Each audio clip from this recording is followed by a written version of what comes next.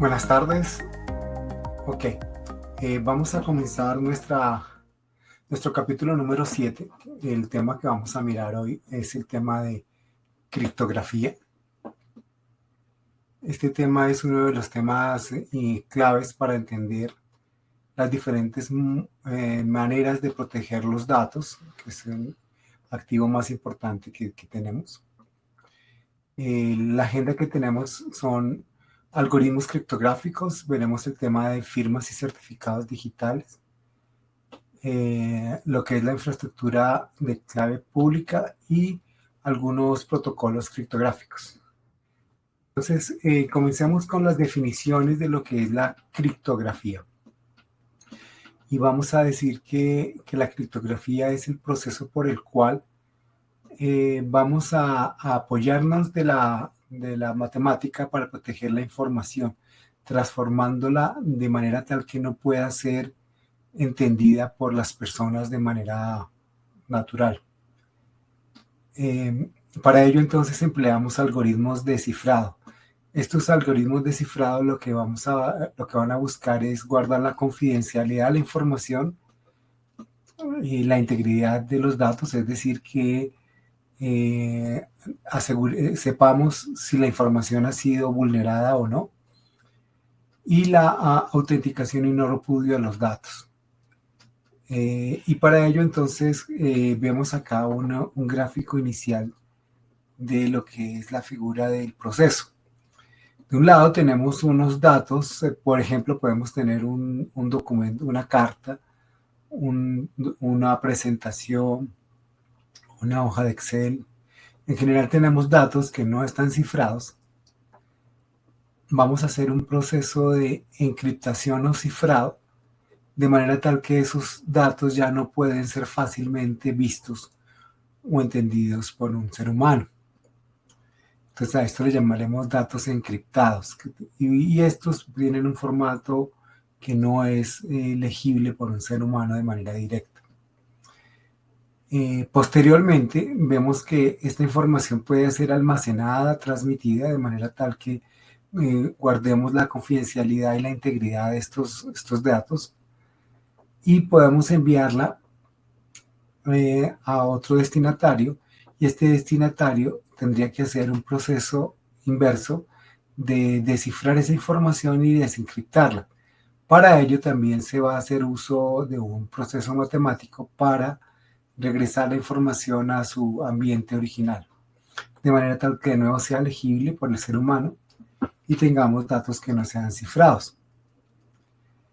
En este orden de ideas, vamos a ver que la criptografía nos va a ayudar para muchas de las tareas que en ciberseguridad tenemos, como el manejo y protección de contraseñas, proteger información muy importante como las tarjetas de crédito, proteger la información de identidad o seguridad social de una persona, los registros médicos, información o secretos industriales o comerciales, y datos de gobierno. De aquí podríamos colocar una lista larga de datos que sean sensibles o confidenciales, que sean propios solamente de la persona o la empresa de la cual es dueño.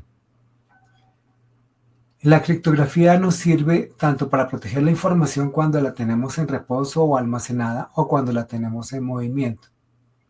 Entonces hay esquemas, por ejemplo, para proteger la información que tenemos en movimiento. Por ejemplo, cuando enviamos un correo electrónico, nosotros quisiéramos que la información que estamos enviando en el correo electrónico solamente sea para el destinatario, que solamente el destinatario tenga la potestad de leer esa información, y que en el camino no haya terceros que estén mirando qué información va en el correo electrónico.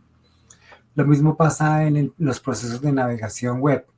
Cuando, por ejemplo, yo hago la consulta de mis datos en mi cuenta de banco, la información que yo trabajo allí me compete a mí solamente, con lo cual yo desearía que la información quede blindada, quede encriptada para el resto de las personas, y solamente yo sea el que tenga la capacidad de poder ver esa información. Lo mismo sucede si yo requiero enviar información muy confidencial a un tercero. la puedo enviar de manera encriptada, de manera tal que nos protejamos porque en el camino esa información sea desviada para otras personas y termine en otras manos. Luego, en ese orden de ideas, la criptografía nos va a beneficiar de 4 áreas, que la primera de ellas es la confidencialidad. Y es que la información la vamos a esconder de personas que no están autorizadas. Solamente va a ser para la información va a ser para las personas que son objeto del proceso. Y los algoritmos que vamos a utilizar básicamente van a convertir toda esa información de origen, textos, imágenes, archivos de hojas de cálculo, en un formato cifrado, de manera tal que no pueda ser fácilmente o por simple inspección ver qué es lo que hay en esos archivos. La idea es que la información, tanto en reposo como en transporte o en movimiento mejor, deba estar protegida y solamente las personas que tienen autorización para ver esa información la puedan ver. El otro punto es la integridad. La integridad significa que yo puedo detectar si la información que yo envié ha sido modificada o la información que tengo en reposo ha sido modificada de manera tal que quedan evidencias de que la información fue modificada, quedan algo así como las huellas dactilares cuando haya un cambio, y para ello vamos a mirar unas funciones que se llaman las funciones de hash. El otro punto que tenemos que tener en cuenta es que tengamos la posibilidad de tener mecanismos para validar si la información ha sido modificada o no. Dentro de estos procesos de, digámoslo así, de criptografía, otro elemento clave es la autenticación. Es poder identificar si la información que estamos procesando, quién es el dueño de esa información, y poder identificar a las personas o las entidades involucradas en una comunicación.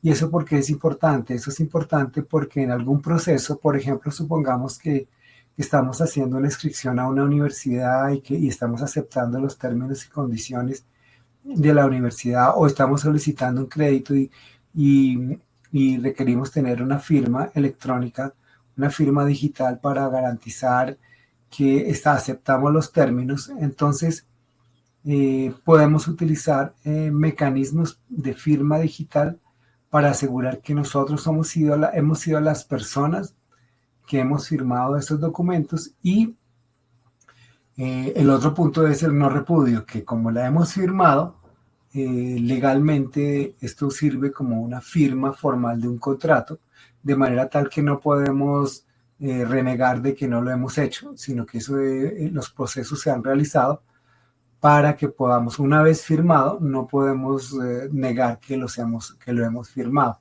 porque se han dado todos los mecanismos para tener una firma digital.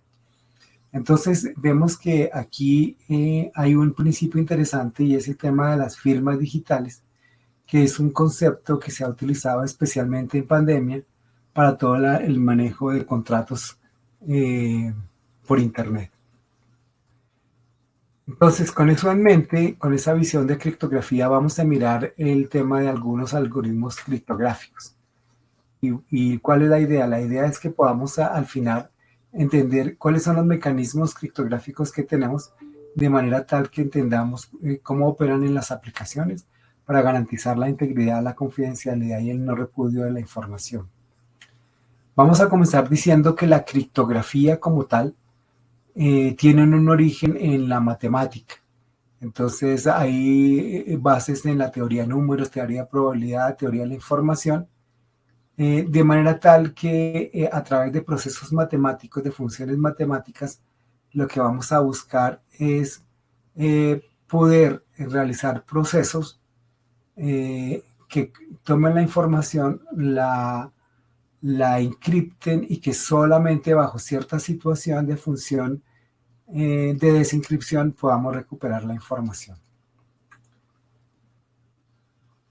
En estos algoritmos matemáticos, como vimos, la matemática es la base de estos procesos y la idea la idea al final es poder hacer que con la criptografía podemos, por ejemplo, proteger los datos de la empresa, de los clientes, datos confidenciales, de manera tal que si, por ejemplo, tenemos un ataque de ransomware, la información al estando encriptada, los ciberdelincuentes podrían capturar la información, la información que tenemos, pero se van a llevar información encriptada, con lo cual no van a poder fácilmente poder saber qué datos están allí. O sea, se requieren herramientas bastante fuertes para poder llegar a intentar hacer procesos de desencripción de datos. Y justamente lo que vamos a mirar a continuación son esos algoritmos que nos permiten encriptar la información. Algunos de ellos ya han sido vulnerados, o sea, con lo cual ya no son válidos comercialmente para proteger la información, y vamos a hablar un poco de ellos. Entonces, para esto vamos a decir que hay diferentes tipos de algoritmos. Entonces, vamos a hablar de algoritmos de cifrado simétrico y asimétrico. ¿Eso qué significa? Y es que en el cifrado simétrico, como veremos, estamos compartiendo la llave de cifrado entre el emisor y el receptor. Entonces, veremos que para ello se establecen mecanismos seguros, de manera tal que el emisor y el receptor puedan conocer los dos la clave de cifrado, porque pues, la idea es que la clave de cifrado me pueda servir tanto para para encriptar como desencriptar la información. Eso en el caso del algoritmo de cifrado simétrico. También está el algoritmo del cifrado asimétrico. Y en ese caso lo que buscamos es que se tengan dos tipos de llaves. Una llave que es de conocimiento personal y otro que es de conocimiento público. Como lo podemos explicar, estas dos llaves al final del día y la forma como las intercambiamos nos va a permitir que nosotros seamos los únicos que podamos desencriptar la información que nosotros hemos encriptado, y vamos a ver cuál es el mecanismo que se tiene. La otra son las funciones de hash. Estas, digámoslo así, son funciones que, por ejemplo, uno toma un archivo, cualquiera sea el tipo, le aplica un algoritmo de la función de hash y al final del día nos va a dar un número. Ese número, dependiendo del tipo de hash que tengamos, va a ser de 128.256 bits. Y eso nos va a permitir identificar de manera única la información. Y si alguien la modifica, veremos que la función de hash genera un número diferente y podremos entonces registrar una situación de que la información fue modificada.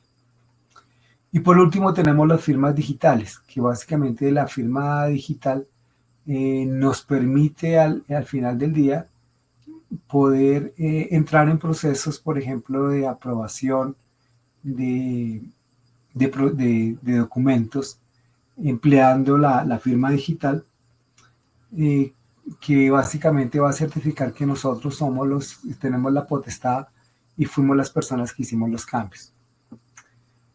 De otro lado tenemos el cifrado, un segundo, tenemos el cifrado simétrico, que es el primero que vamos a explicar. En el cifrado simétrico, tanto el emisor de la información como el receptor de la información deberían tener la misma llave de cifrado, la misma llave de encripción, de manera tal que el que está enviando la información emplea su llave de encriptación y encripta la información de los datos que quiera enviar. Esa información va a fluir por la red de comunicaciones y va a estar encriptada, no va a ser de un formato legible, y el receptor al cual le hemos compartido la llave de desencripción, entonces va a poder, digámoslo así, abrir esos datos enviados, descifrarlos o desencriptarlos, de manera tal que podamos tener el texto original. Eso es asumiendo que los dos entes tienen la misma llave de cifrado. Obviamente el tema crítico desde el punto de vista de seguridad es tener en mente que en el momento en que se comprometa que alguno de los dos, el emisor o el receptor, sean comprometidos por un ataque, por ejemplo, de phishing, y alguien capture la información de encripción, pues ya el proceso será vulnerable. Este cifrado simétrico básicamente nos va a permitir hacer cifrado de los datos que se almacenan, por ejemplo, localmente. Nos va a permitir hacer cifrado de archivos, es decir, archivos de Excel, de Word, de PowerPoint y en general archivos, de manera tal que solamente las personas que están autorizadas puedan tener acceso a esa información. O descifrar las comunicaciones de manera tal que cuando estamos enviando información a través de la internet, toda la información que enviamos con los pares sea cifrada, o sea, que no sea fácilmente vista por un proveedor de comunicaciones, por ejemplo.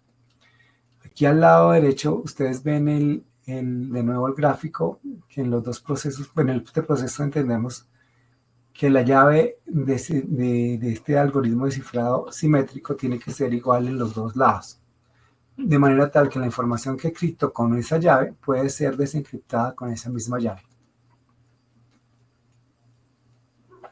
Veamos, digámoslo así, algunas características de estos algoritmos de cifrado simétrico. Entonces, el primero que nos encontramos es el estándar de cifrado avanzado, o AES. Este cifrado básicamente opera a nivel de bloques y tiene tamaños de 128, 192 y 256 bits. Realiza ciertas operaciones matemáticas para garantizar que no sea fácilmente desencriptado y es un estándar que se considera seguro y se emplea en múltiples aplicaciones al día de hoy. El criptado de AES, estándar de cifrado avanzado. El siguiente es el estándar de cifrado de datos DES. Este algoritmo de cifrado estuvo como estándar durante muchos años hasta que fue hackeado. Entonces, una vez fue hackeado, digámoslo así, el gobierno norteamericano, que fue el que impulsó este estándar de cifrado DES, pues impulsó el desarrollo de una licitación para sacar el estándar de cifrado avanzado. En el estándar de cifrado DES, por ejemplo, lo utilizan unos access point antiguos, donde la llave que se debe colocar en todos los, o sea, el protocolo para encriptar los datos se llama web y está basado en DES. Entonces yo puedo tener mecanismos o herramientas de un ciberdelincuente, digámoslo así, para poder intentar conocer cuál es el estándar de cifrado que se tiene y poder vulnerar las redes. Este protocolo como tal, perdón, este algoritmo como tal, ya no se considera seguro y se desaconseja su uso. Es decir, no se recomienda en general utilizar el DES. El que está vigente en este minuto es el algoritmo AES. El otro estándar se llama triple DES. Alrededor de los años 90, el gobierno norteamericano, al ver que el algoritmo DES ya había sido, digámoslo así, violado, sugirió la idea de aplicar el protocolo DES 3 veces. O sea, con DES encriptamos, luego volvemos a encriptar y luego volvemos a encriptar.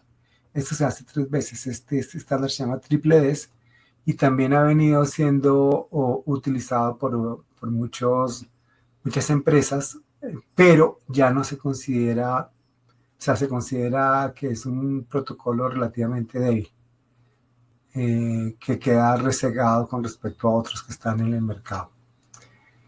Usualmente este algoritmo lo vemos en sistemas heredados y sistemas que requieren compatibilidad con DES. El Bluefish. Es un algoritmo de cifrado simétrico, que este algoritmo se considera seguro en este momento, de manera tal que puede reemplazar, por ejemplo, al DS o al triple DS. Algunas aplicaciones heredadas o aplicaciones a pequeña escala utilizan este cifrado BioFish. El otro algoritmo de cifrado simétrico se llama TwoFish, y este es digámoslo así, una versión avanzada del WoFish. Se considera seguro, digámoslo así, y si usualmente se utiliza para configuraciones seguras de redes de comunicación y cifrado de archivos. El otro se llama Serpent. Es otro algoritmo de cifrado. Este cifrado tiene 128 bits y se considera seguro al día de hoy.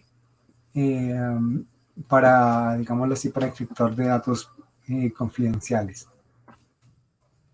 Ahora veamos el algoritmo de cifrado asimétrico. El algoritmo de cifrado asimétrico presupone el manejo de dos llaves, una llave pública y una llave privada.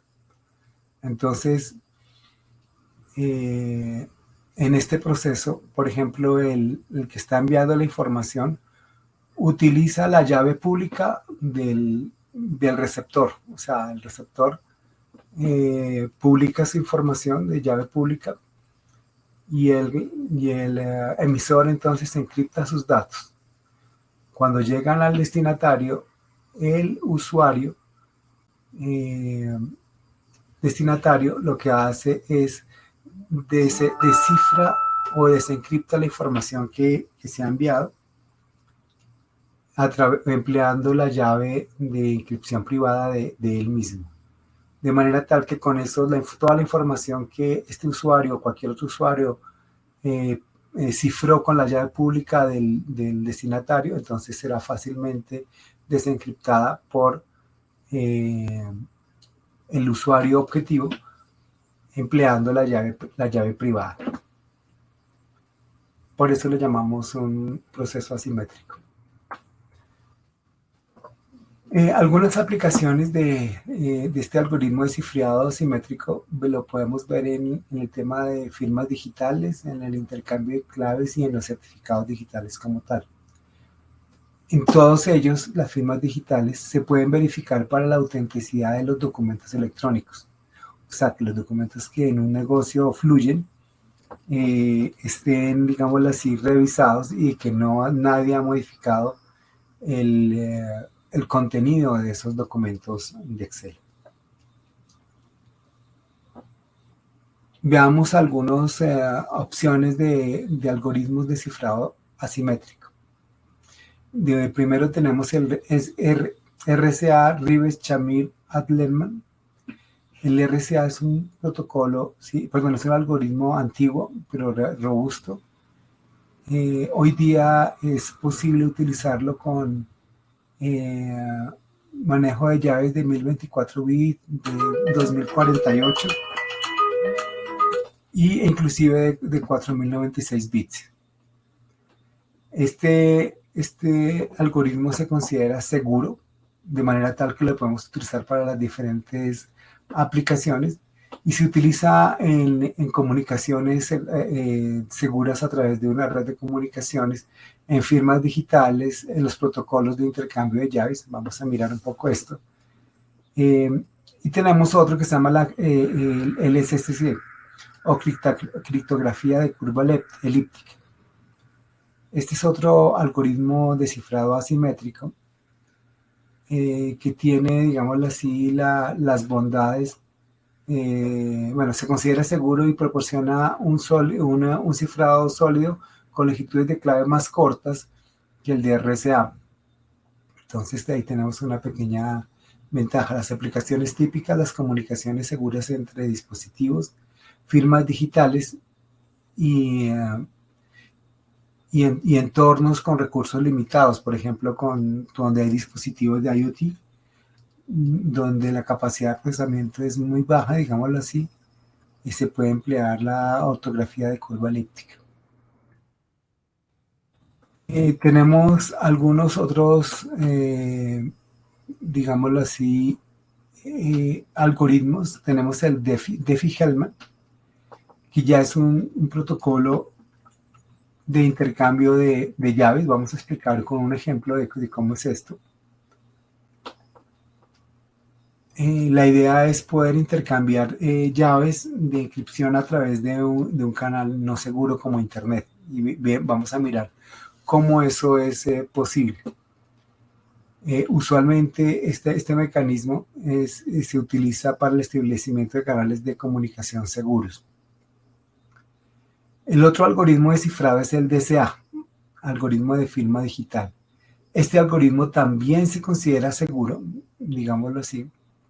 Genera un par de llaves públicas y privadas y se usa también para crear firmas digitales. Bueno, el siguiente elemento que tenemos que tener en cuenta se llama función de hash. La función de hash, digámoslo así, es como si tomáramos los datos y le aplicáramos una aplicación matemática a esos datos. Y de esa aplicación matemática nos va a salir lo que es un número hexadecimal que vamos a llamar hash. Supongamos que a la parte izquierda tenemos una hoja de Excel y le cambiamos una letra al documento, cualquiera.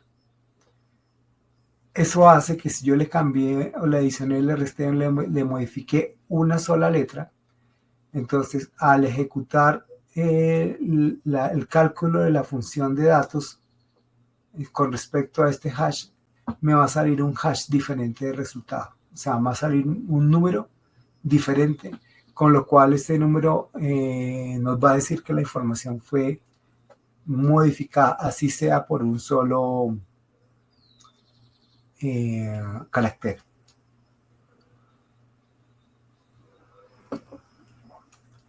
Bueno,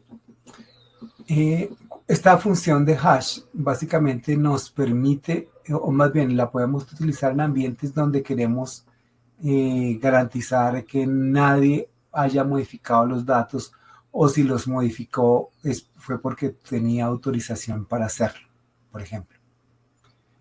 Y otro de los elementos en las firmas digitales es el tema del hash, porque veremos que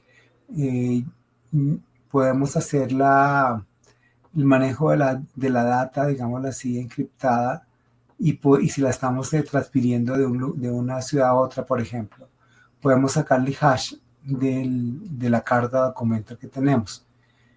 De manera tal que si algo le pasa a la carta por el camino, digámoslo así, alguien la abre y modifica algo, fácilmente nos vamos a enterar justamente por el manejo de figuras, perdón, de firmas digitales. El otro tema de la función del hash es para el manejo de contraseñas. ¿Cuál es la idea? La idea es que en general no se almacenen las contraseñas de un sistema. Por ejemplo, las contraseñas de acceso a un sistema de usuarios. La idea es que todas en vez de tener esas contraseñas, se tenga informaciones de los hash de las palabras, de las contraseñas, de manera tal que si queremos comparar si el password, por ejemplo, de un usuario coincide con el password que tenemos almacenado, si comparamos las funciones de hash, vamos a encontrar que si es el mismo, digámoslo así, pues el documento no ha sido modificado. O por ejemplo que tengamos un archivo, por ejemplo que estamos haciendo una investigación e inicialmente tuvimos los hash de un disco duro. Supongamos que tuviésemos un disco duro externo o una USB y que tuviéramos el hash de todo el disco duro o de toda la USB. Entonces, básicamente lo que pasa ahí es que el algoritmo como tal va a mirar si los datos recibidos permiten desencriptar la información que está oculta o no. Y el principio matemático que se basan para hacer eso es que los datos como tal, al sacarle su hash, si hay una pequeña modificación, los datos van a cambiar. Entonces nos vamos a poder darnos cuenta de eso. Veamos algunos ejemplos de las funciones de hash.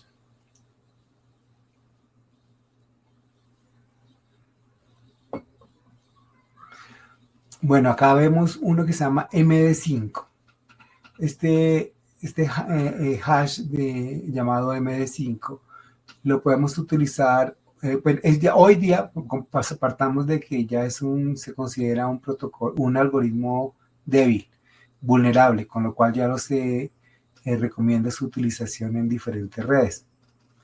Esta función de hash, digámoslo así, que recordamos que es una función matemática, utiliza 128 bits, de manera tal que dada unos datos de entrada, sean cual sea, se puede generar un hash, o por ejemplo un usuario cuando se conecta, podemos sacar el hash de la palabra clave y compararla con el hash que está almacenado. Y ahí nos podemos dar cuenta si hubo modificación o no. Otro de los algoritmos que tenemos en esta misma línea se llama SHA-1. Este algoritmo fue desarrollado por el gobierno norteamericano. Es un algoritmo más robusto que el anterior, pero lamentablemente hoy ya se considera débil. O sea, ya, digámoslo así, los investigadores han encontrado formas de romper este hash, el SHA-1, con lo cual no se recomienda su uso solamente para aplicaciones heredadas y ojalá que no tenga nada que ver con seguridad. El que sí se considera útil es la función de hash de SHA-256. Ese básicamente está en pleno uso en este minuto, entonces se puede utilizar para hacer encripción de, por ejemplo, de discos duros, de USBs, en un proceso de análisis forense. Ahorita les voy a mostrar un ejemplo de esto, de manera tal que sepamos en cada momento si alguien le cambia una tilde o una coma a un documento. Supongamos que estamos haciendo una investigación de un robo de información. Entonces hay archivos que son sensibles para la investigación. Entonces, si nosotros logramos, digámoslo así, aplicar la función de hash a todo un disco duro o a toda la información contenida en una memoria, nos va a dar un dato, un valor. Si alguien durante el proceso hace una modificación de ese documento, de ese disco duro o esa USB, nos vamos a dar cuenta.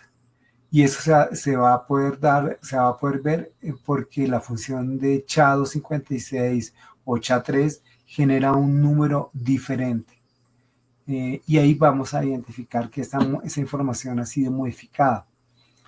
Por ejemplo, hay casos en el caso de Colombia se dio un punto donde se tenían unos computadores que fueron incautados. En un proceso con las guerrillas se incautó un computador que pertenecía a las guerrillas. Entonces, esos computadores, al abrirlos y prenderlos, y si alguien intentó abrir un archivo, solamente con el intentar abrir un archivo, hay un registro de un cambio, con lo cual si nosotros, digámoslo así, no preveemos eso, en un juicio, y como pasó justamente, pues el juez dijo, no, pues la información fue abierta antes de que llegara a los estrados judiciales, luego no hubo una cadena de custodia adecuada, es decir, no se garantizó que toda la información que estuviese allí estuviese protegida, digámoslo así, y que nadie la fuera a abrir sin autorización ni verla sin autorización, porque de plano eso crearía lo que se llama una duda razonable y podría ser que en un proceso judicial se diga que la información fue modificada. Por eso, por ejemplo, las personas que trabajan en informática forense, los investigadores, lo primero que hacen es utilizan mecanismos para sacar copia de los discos duros donde no quede ninguna evidencia de que hubo una copia, por ejemplo, se llama una clonación, digámoslo así, y se sacan la información de los discos duros. Voy bueno, ahorita les voy a mostrar un ejemplo de lo que les estoy mostrando para que me puedan entender más fácilmente. La función de hash entonces nos va a permitir utilizar esta característica de identificar cuando unos datos cambian para garantizar la integridad de los datos. Vamos a verlo cómo lo utilizamos en firmas digitales o para almacenamiento de contraseñas. ¿Por qué? Porque usualmente lo que se hace en seguridad no es tener un archivo con las contraseñas de los usuarios, no, porque si un ciberdelincuente puede llegar, ver el archivo y decir, mira, estas son las claves del usuario A, el usuario B, el usuario C, y ya. No, la idea es que hagamos un proceso de función de hash y no se almacenen los passwords, las palabras claves, sino se almacenen los hash. De manera tal que luego para confirmar si la contraseña de un usuario es correcta, lo que se hace es comparar los archivos de hash. Si son iguales, pues sí, la contraseña es la correcta, si no, pues simplemente no es el usuario. Esto también se lo podemos sacar a archivos y a discos duros, como les voy a mostrar en un momento. Ahora bien, yo tengo la potestad de intercambiar llaves de manera dinámica. Estas llaves vamos a mirar cómo las podemos intercambiar. Y para ello lo que vamos a emplear es, por ejemplo, un sistema de intercambio de llaves que se llama Diffie-Hellman. Y en este caso el proceso funciona de la siguiente manera. Supongamos que Alice y Bob, o Alicia y Bobby, se ponen de acuerdo y dicen, mire, la primera información que yo le voy a enviar va a ser de color amarillo. ¿Sí? Y le envío el dato por internet, se lo envío por un canal público. De manera tal que si alguien intercepta la información que va entre Alice y Bob, pues lo que va a encontrar es el color amarillo. Si los dos están de acuerdo, entonces cada uno va a tener una llave, digámoslo así, un color secreto que no lo comparte. Y lo que podría hacer es una función matemática de manera tal que coge el color amarillo y lo mezcla con este color, llamémoslo rojo, y crea un color cafecito, ¿sí? Y ese color cafecito se lo envía a Alice, se lo envía a Bob. De manera tal que Bob lo que vio es un color cafecito. Y si tenemos personas que están viendo la internet, lo que van a ver es eso, el color cafecito, pero no van a ver el color rojo de Alice. Lo mismo pasa con Bob. Bob tiene el color amarillo, que es el que estuvo de acuerdo con Alice, pero en este caso tiene un color como, eso que será un verdecito, digámoslo así, que es su color secreto. Entonces lo que hace es una operación matemática entre el amarillo y el color azulito. Le sale otro verdecito, digámoslo así, y este verdecito se lo envía a Alice, y este verdecito es lo que ve el público en internet, porque no vieron el azulito que tenía Bob. Cuando cada uno recibe los datos, entonces Alice coge y hace una operación matemática de nuevo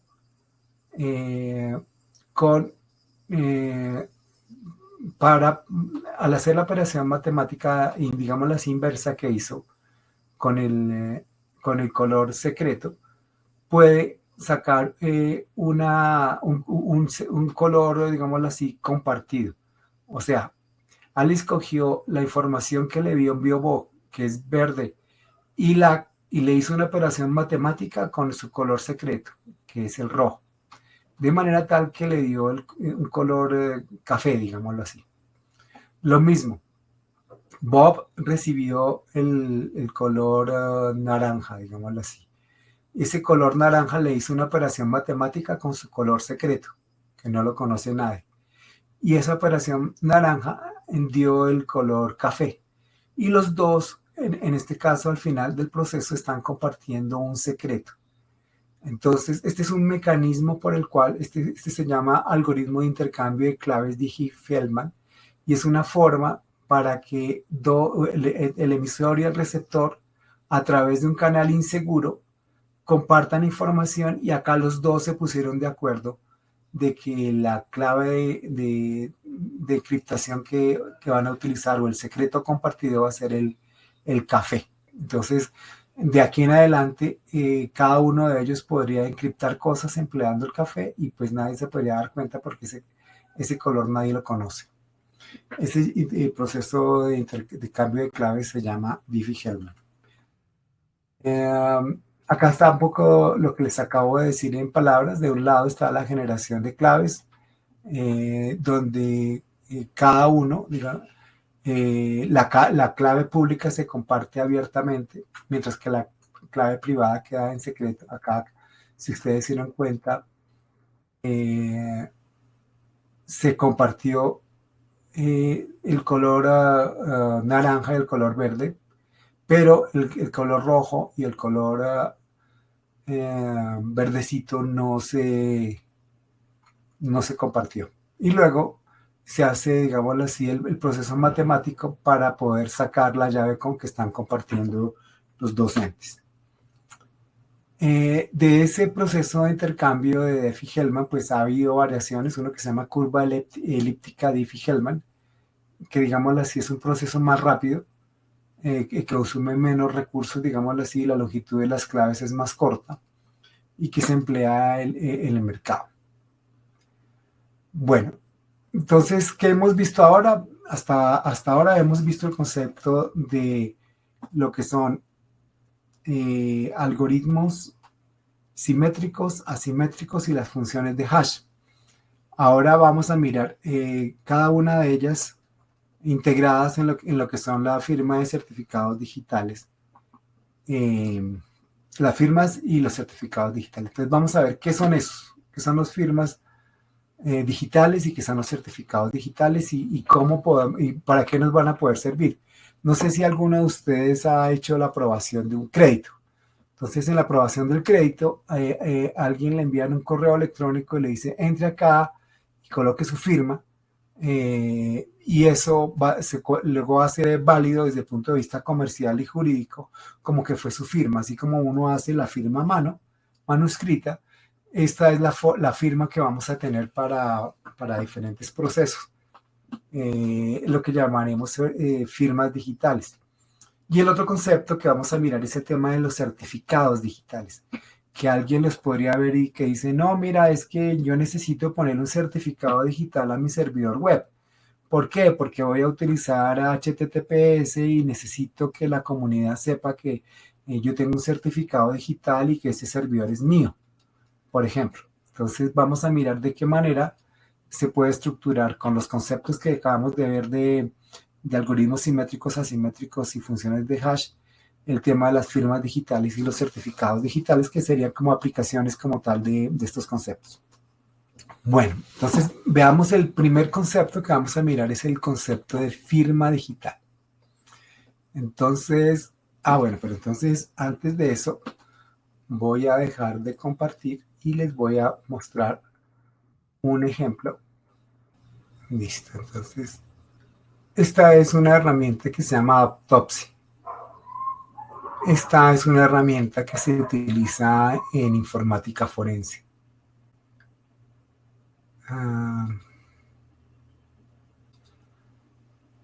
Entonces, ¿esta herramienta qué hace? Supongamos que estamos haciendo una investigación y estamos detectando si alguien dentro de la empresa, digámoslo así, está robando información, ¿sí? Está robando información y entonces vamos a mirar de qué manera nos va a servir la información que acabamos de ver. Entonces, este es un ejercicio donde vamos a ver que de un lado tenemos eh, todo un computador, el disco duro de un computador, tenemos dos USBs y tenemos un CD, ¿sí? Entonces, si este es el disco duro de un computador, este es una USB, esta es la otra USB, este es un CD. Entonces, en esta herramienta, cuando yo cargo un computador completo, eh,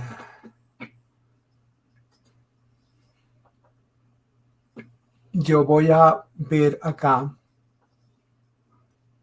en la información de, a ver,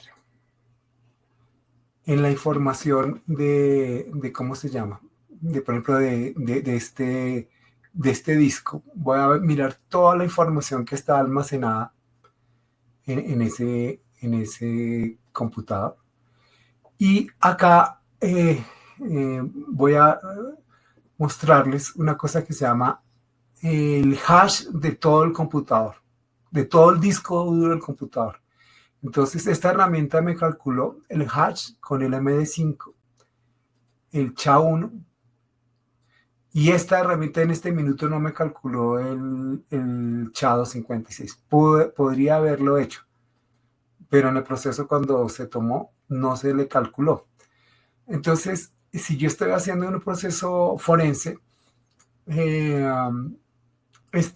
si alguien modifica un bit, una tilde de todo ese disco duro, este número MD5 va a cambiar y este SHA-1 va a cambiar. ¿Sí?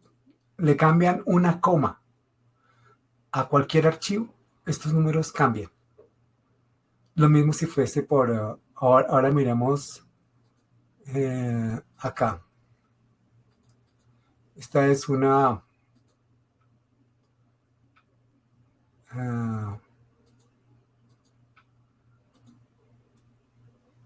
una USB.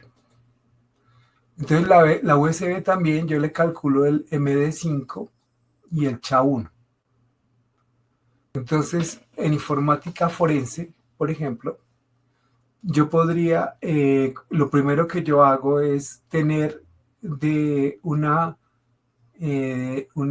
clonación de esta información. Hay herramientas para hacerlo. Y ante un juzgado, si alguien modifica una coma, una tilde, un espacio, esta información se va a modificar. Porque recordemos lo que es la función de hash, es toma un dato, en este caso todo un disco duro, o en este caso toda una USB, y genera un número. Es una función que genera un número. De si alguien lo modifica, yo me voy a dar cuenta. ¿Sí? Y eso mismo lo vamos a ver, por ejemplo, cuando en un manejador de eventos, si un usuario entra a un sistema y modificó un archivo, estos archivos se modifican, automáticamente se generan el SHA-1 y el MD5, de manera tal que sabemos si podemos decir tal usuario a tal hora entró y modificó un archivo. Y esos archivos se modificaron. ¿Por qué? Porque el cálculo del MD5, el SHA-1 o el SHA-256 o el SHA-3 que tengamos ahí, vamos a poder evidenciar eso. Bueno, entonces, viendo eso como ejemplo, volvamos a la presentación para poder ver. Entonces, volvamos acá a la presentación. Entonces, para poder entender, ¿qué tenemos acá? un archivo de datos, un subdirectorio, cualquier sea una presentación, un documento de Word, un documento en Excel, un disco duro, como les acabo de mencionar. Supongamos que sea el documento de contrato. ¿Sí? Ustedes tienen un contrato, le dijeron, firme el contrato. Entonces, ¿qué pasa? Se calcula la función hash. O sea, la función hash genera un número. Ese número puede ser un MD5, un SHA-1, SHA-256, SHA-3, ¿sí? Y se hace utilizando la llave primada, la llave privada de la persona que está firmando. Y ahí se genera una firma, o sea, ese hash es, es único de esos datos y se utilizó en ese proceso, digámoslo así, el cifrado de los datos empleando la llave privada de la persona que está firmando. Y eso generó una información. Si yo a eso le adiciono un certificado, vamos a ver un certificado digital, entonces yo envío los datos firmados. Entonces alguien dice, ay, sí, ya firmó el proceso, sí, ya firmé el proceso. De manera tal que para la persona que le llega, entonces coge los datos firmados digitalmente del primer usuario. Entonces lo que va a hacer es, utilizando la llave pública del que firmó, entonces va a coger el documento firmado y va a generar un hash. Y ese hash tiene que ser igual al hash de los datos. ¿Se acuerdan? Que aquí en los datos uno le aplica la función de hash y se genera un único número. Entonces yo comparo estos dos números y digo, sí, este documento está firmado por esta persona, dado que estamos utilizando la llave pública de este usuario. Entonces, acá estamos viendo en operación dos sistemas. De un lado la función hash y de otro lado el algoritmo de cifrado asimétrico, donde por un lado yo lo que hago es encripto la información con mi llave privada y acá la persona que está recibiendo la información utiliza la llave pública, la desencripta y luego y sale el hash. Lo comparo con el hash de los datos y si son iguales, pues puedo decir que ese documento es mío, que yo lo firmé y solo mío. Y esa es la estructura de una firma digital. Entonces acá utilizamos la función de hash y la función del algoritmo de cifrado asimétrico. Bueno, este es un ejemplo. Qué pena, para llegar acá nos demoramos un tricito, sonaba como a ladrillo, pero es bien interesante. Ahora bien, ¿cuál es el concepto que hay detrás de una firma digital? La idea de una firma digital es que podamos, digámoslo así, utilizarlo para verificar la autenticidad y la integridad de los datos, los mensajes, de las transacciones. Entonces, el proceso que hicimos ahorita hace un momentico produce una única firma digital y que me lo pueden asociar a mí.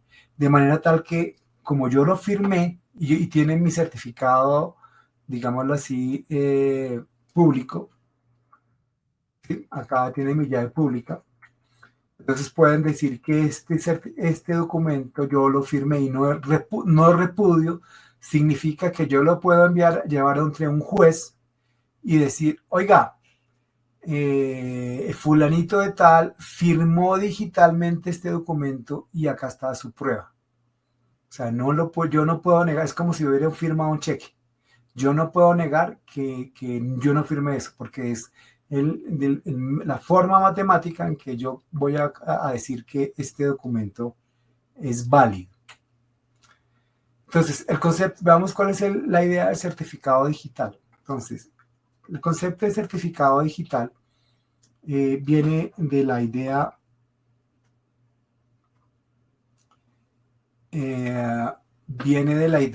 por ejemplo, cuando se tenía un servidor web.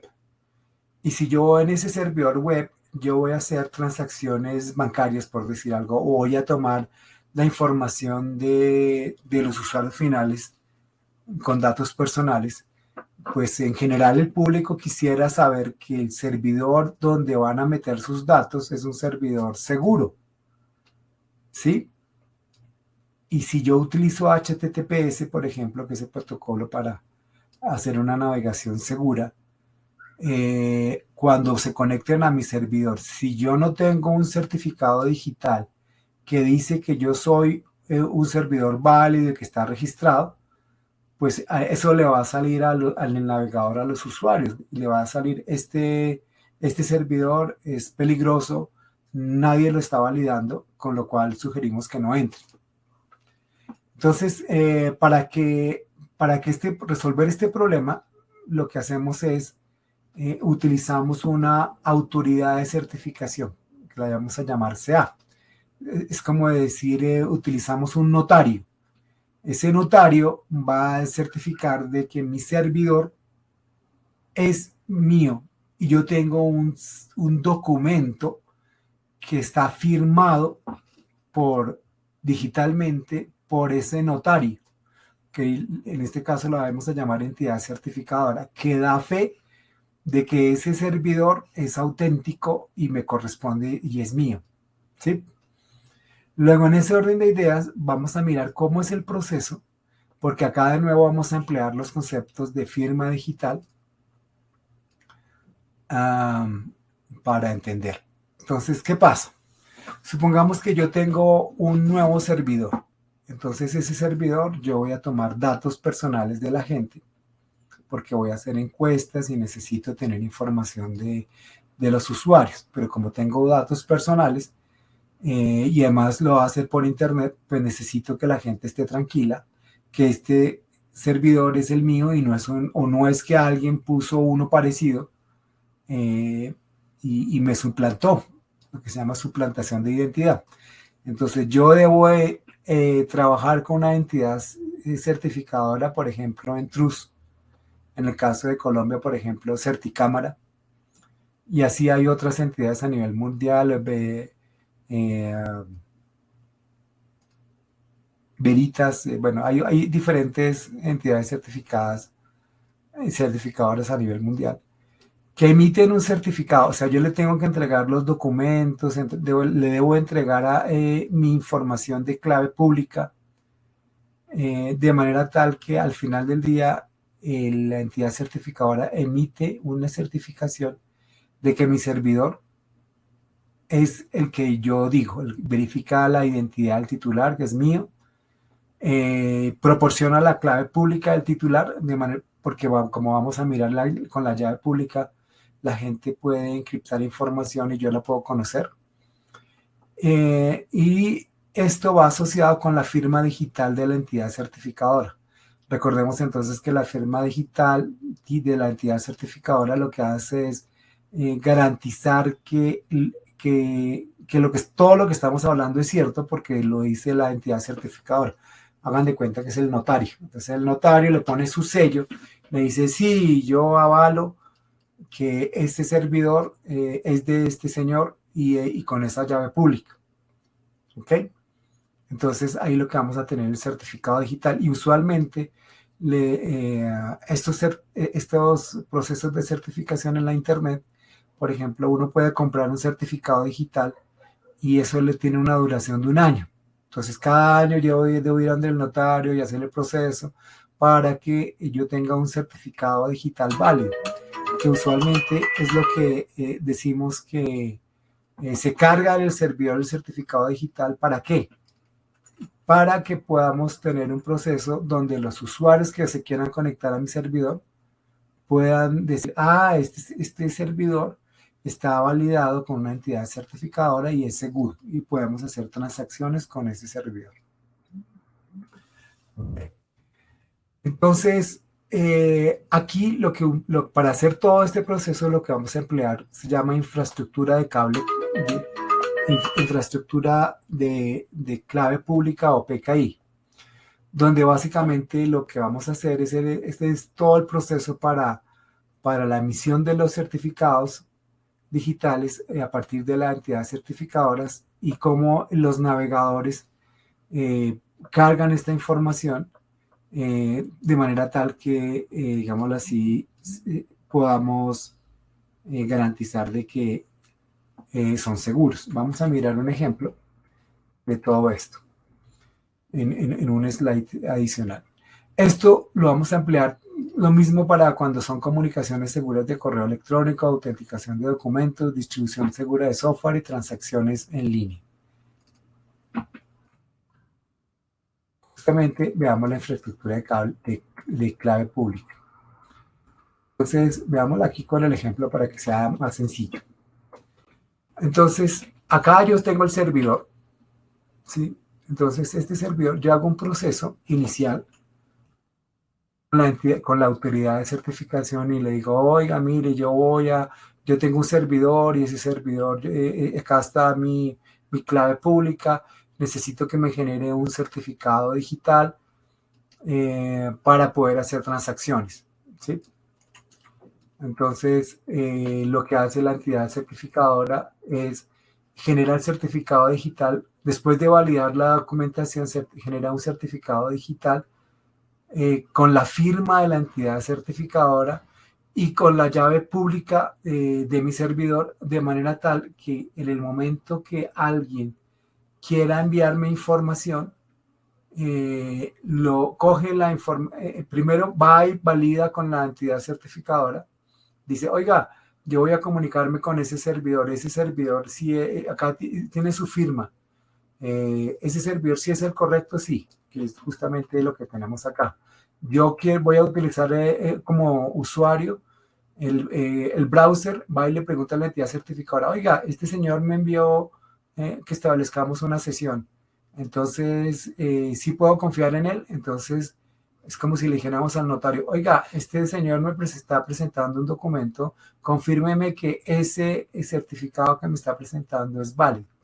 Entonces la entidad certificadora lo corrobora y de manera tal le dice, sí, este certificado digital yo lo valido, o sea, tiene mi firma digital y tomes la información del certificado de llave pública.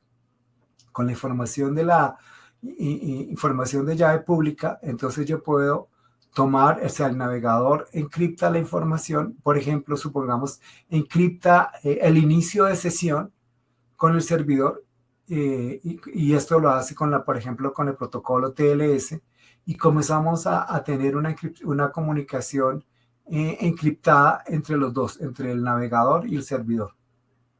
¿Y cómo lo hicimos? Lo hicimos porque la entidad certificadora generó la llave la clave de sesión pública, yo comencé a encriptar y el servidor desencripta la información con la llave privada que él tiene. Entonces, y como acá yo eso mismo lo hago, por ejemplo, acá en este proceso, el cliente envía la clave de sesión cifrada, entonces yo puedo intercambiar información de clave de sesión de manera tal que si alguien intenta meterse primero en la información encriptada y de otro lado tenemos una información de sesión que solamente sabemos los dos. Entonces de esa manera hacemos una comunicación segura.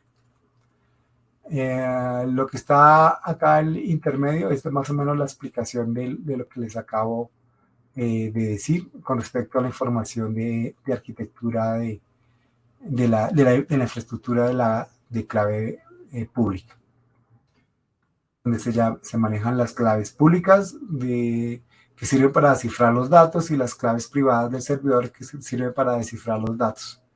Y el manejo de las firmas digitales. ¿La firma digital de quién? La firma digital que dio la autoridad certificadora del certificado digital de mi servidor. Esa es una aplicación de estos conceptos que hemos estado trabajando. Para ello, entonces, la PKI tiene múltiples aplicaciones. Entonces, podemos utilizarla, por ejemplo, para la navegación, como el ejemplo que les acabo de dar.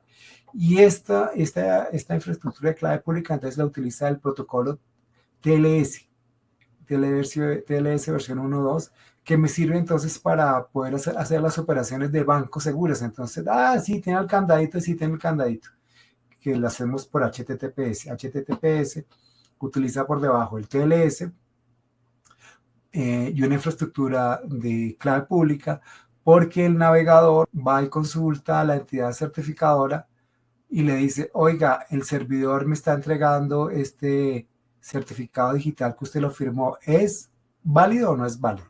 Entonces, si es válido, entonces puedo continuar.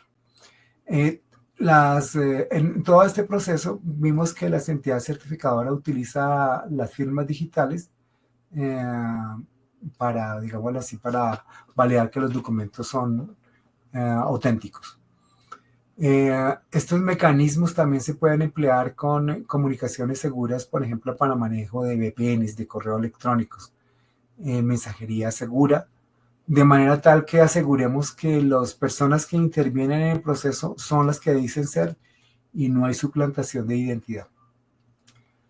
Algunos protocolos criptográficos, entonces, y algunos protocolos criptográficos que utilizan estos conceptos de criptografía, de algoritmos simétricos, de encripción y algoritmos asimétricos y firmas digitales son la seguridad de la capa de transporte TLS en el proceso de navegación, en los túneles del protocolo IPsec, en Kerberos, digámoslo así, que es una forma de autenticar usuarios, o, por ejemplo, en correos electrónicos el PGP o el MIME para el manejo de esto. También, por ejemplo, se utiliza en sesiones de SSH para establecer una comunicación segura con un servidor de Linux, por ejemplo. Bueno, entonces, este es del capítulo 7. Ahora veamos el capítulo 8. El capítulo 8 es el tema de gestión de riesgos de ciberseguridad.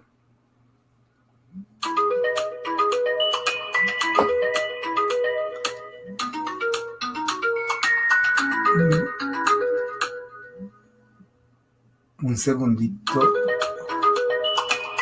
Aquí que tengo una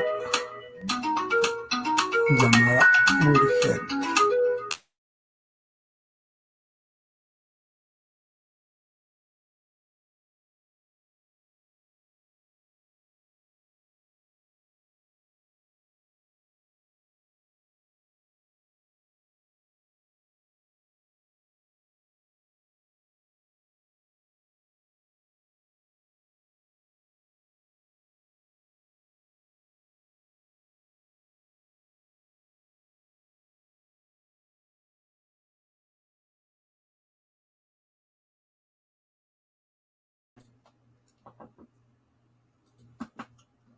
Listo.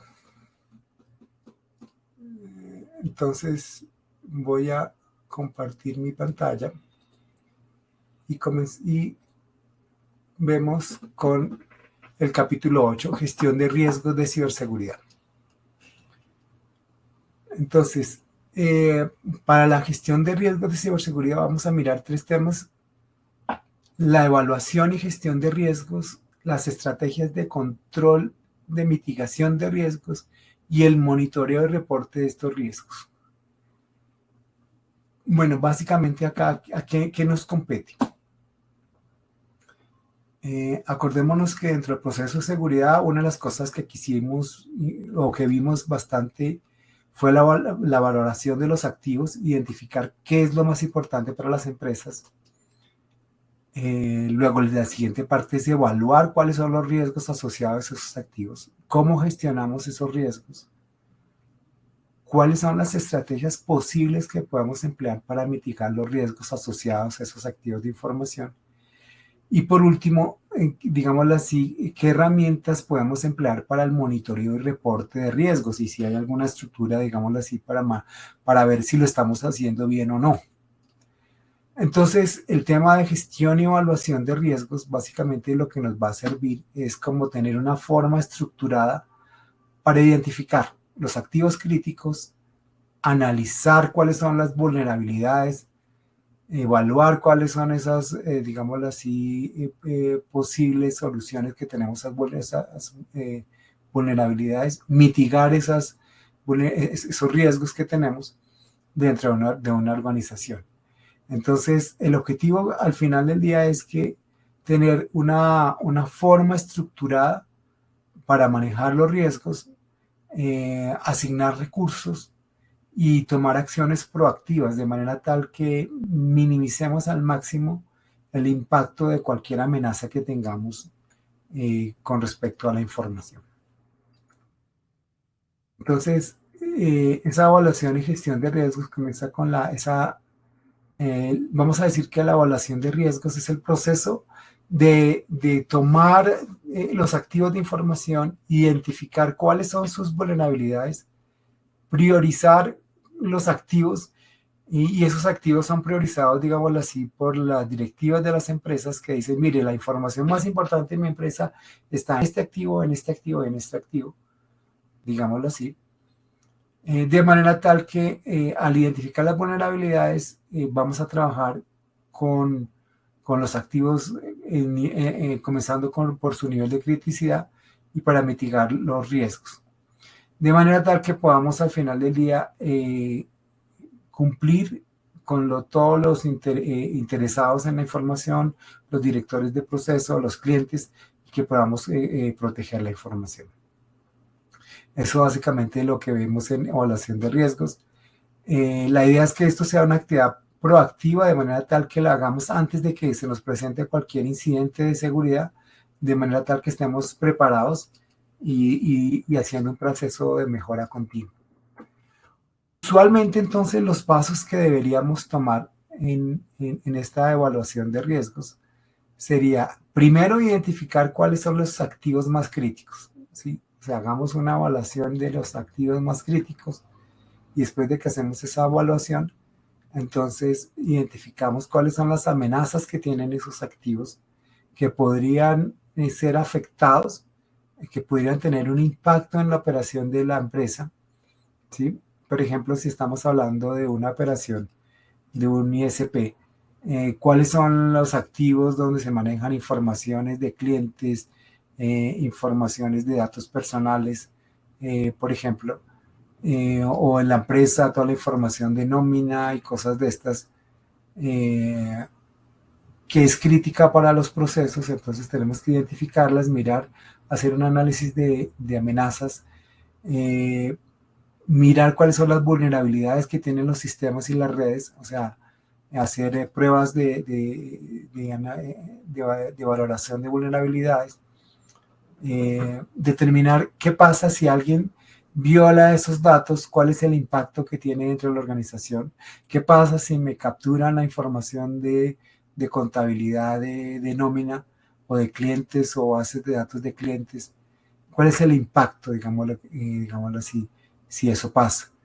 Y qué tan probable puede ser que esta situación pase, de manera tal que con eso vamos a calcular el riesgo y con ese riesgo tenemos que entonces priorizar los riesgos dependiendo de cuáles son los que tienen el impacto más fuerte para la organización, cuáles son más críticos que pueden causar más daño. ¿Por qué? Porque al priorizar los riesgos, lo que tenemos que hacer a continuación es establecer cuáles son los controles que vamos a tomar para mitigar esos posibles riesgos. Una vez identificados, digámoslo así, las acciones que vamos a hacer con respecto a esos riesgos identificados, implementamos los controles y buscando pues reducir la probabilidad y el impacto de los riesgos, y comenzamos a supervisar y revisar todo el proceso de manera tal que revisemos que los controles que implementamos hayan quedado bien implementados. Lo que sigue este es un proceso cíclico de mejora continua y continuar de nuevo con la evaluación de riesgos. Esta es una lámina que nos muestra este mismo proceso en Europa con una organización que se llama ENISA, que es la europea, que tiene que ver con el manejo de procesos de evaluación de riesgos, que es muy semejante a lo que acabamos de hablar, definición de una política de seguridad a nivel de la empresa, donde esa política, pues al final del día, va a dar los lineamientos generales con respecto a la protección de los activos, definir dentro de todos los activos cuál es el alcance, a qué le vamos a dar prioridad, cuáles son los activos, hacer la evaluación de riesgos, amenazas, impactos, vulnerabilidades, la lista de los riesgos, y luego hacemos el proceso de gestión de riesgos, que es todo el tema de la priorización. Seleccionamos los controles, La declaración de aplicabilidad, y esto también ve en la norma ISO 27001, en la declaración de aplicabilidad alguien tiene que decir, algún directivo decir, oiga, si bien el personal de seguridad identificó unos riesgos, vamos a tomar unas acciones y vamos a atender este riesgo. Y este riesgo no lo vamos a poner ahora, o sea, vamos a asumir el riesgo, por ejemplo. ¿Sí? Y eso tiene que dar por escrito. En el caso europeo y en el caso, por ejemplo, de varios países de América Latina que utilizan la norma ISO 27001, entonces hay un documento que se llama Declaración de Aplicabilidad, donde están toda la lista de los riesgos que se encontraron y se dice, este lo vamos a abordar de esta manera, estos no los vamos a abordar, no vamos a hacer nada, por ejemplo. Con lo cual, esto queda firmado y está claro, digámoslo así, cuál es el apetito de riesgo de la empresa y que todos a nivel de la organización sepan a qué se atienen. Obviamente porque esto está atado a un tema de recursos, ¿no? De presupuesto de inversión para trabajar en seguridad. Si lo miramos así a nivel macro, digámoslo así, los procesos que tenemos son la identificación de los riesgos, documentar esos riesgos potenciales, hacemos la evaluación de impacto y de probabilidad, ¿sí? Y en ese análisis de impacto y probabilidad vamos a priorizar y en muchos de los casos vamos a priorizar por el daño que le pueden causar a la empresa. Luego que los priorizamos, entonces hacemos un plan de tratamiento de riesgos y implementamos y estamos monitoreando. Ese es digámoslo así, los elementos que tenemos en ese proceso. Si lo hiciéramos más simple, sería identificamos riesgos, evaluamos riesgos, hacemos el tratamiento de los riesgos y monitoreamos, ¿sí? Así de manera simple. Y esto lo tenemos que hacer, ojalá para toda la empresa, pero si no lo podemos hacer para los procesos misionales más importantes. Entonces piensen por un momento ustedes cuáles son los procesos más importantes que se tienen en la empresa y a esos hay que hacerles este proceso, ¿sí? De manera tal que por lo menos digan, sí, mira, hay un responsable de seguridad, ese responsable de seguridad ya se sentó con los dueños de cada uno de los procesos críticos de negocio y se identificaron los riesgos, qué le pasaría a la empresa, qué riesgos económicos hay, qué riesgos reputacionales, qué riesgos de cumplimiento por legislación, de protección de datos personales. O sea, ahí hacemos esa tarea, luego hacemos un plan de tratamiento de riesgos, implementamos los riesgos y continuamos monitoreando e informando a las directivas de la empresa de cómo vamos. Ejemplo, entonces, dentro de todos los posibles riesgos de una empresa está un ataque cibernético. ¿A qué? A las plataformas de tecnología de la información. Y que de ser efectivo ese ataque podría tener serios problemas de pérdidas financieras, pérdidas de clientes, pérdidas de confianza, multas, sanciones, demandas, inclusive daños ecológicos o contaminación ambiental. Supongamos que el ataque se lo hicieron a un acueducto, ¿sí? O se lo hicieron a algo que tenga que ver con petróleo y hay un derramamiento, como con el ataque hubo derramamiento de petróleo, de crudo, con lo cual hubo una contaminación ambiental y esos son los impactos que se tienen. Con lo cual, dentro de todo el proceso de análisis de riesgo tenemos que contemplar esto. ¿Cuáles son? Los priorizamos porque pueden tener un impacto muy serio que al final del día pueden dar con el traste con la empresa. Si miramos y hacemos como un resumen, ¿cuáles serían los beneficios de hacer esa evaluación de riesgos? Básicamente, mejora el conocimiento de seguridad que tengamos de la empresa. Vamos a prevenir incidentes de seguridad. Vamos a evitar o al máximo proteger contra pérdida de datos. Vamos a tener ya una estructura para futuras evaluaciones, porque acuérdense que esto es cíclico. Y vamos a reducir gastos. ¿Por qué? Porque con todo esto, al final del día, la empresa puede estar afectada por un ataque y nos vamos digámoslo así, focalizar a maximizar los activos que tengamos.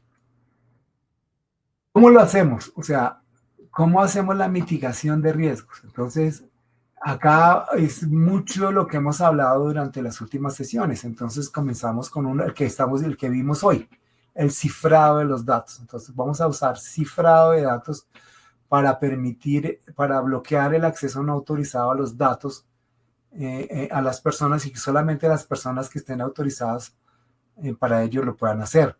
Vamos a tener mecanismos de control de acceso muy claros, definiendo quiénes pueden acceder a qué información, qué derecho tienen con respecto a la información, a qué horas tienen derecho a hacer la información y desde dónde lo pueden hacer. Los firewall, los elementos que vamos a emplear al interno de las redes para comunicarnos con el exterior y filtrar, digámoslo así, los datos que van a fluir de la empresa. Los procesos de administración de parches, o sea, los servidores que los tengamos actualizados. ¿Por qué debemos tener un servidor actualizado a nivel de software?